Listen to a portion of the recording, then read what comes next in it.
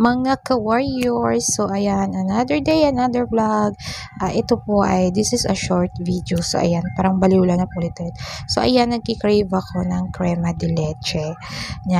Later, crema de hingal. Hindi po yan. Sobrang nagkikrave ako ng mang-inasal. Kaya, napadaan ako dyan kasi nagpasa ako ng requirements sa pag-ibig. So, ayan, may mang-inasal doon kaya duman ako. Sakto, nagugutom na ako. Ako lang po mag-isa niyan. So, kumain ako.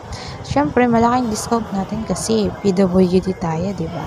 Tsaka may ID ako. So, malaking tulong yung discount. Minsan, gusto natin kumain ng masarap.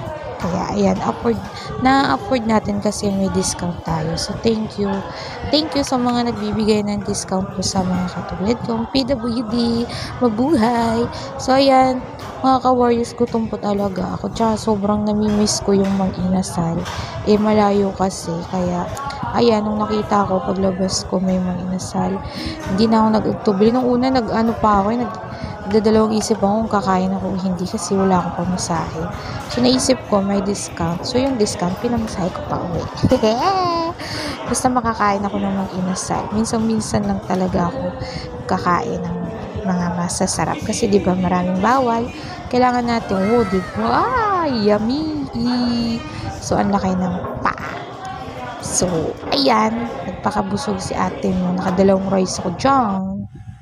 So, ayan, pagdating ko sa bahay, hinapo ang lola nyo dahil sobrang init sa labas. Kasi tanghaling tapat. So, ayan, hinapo.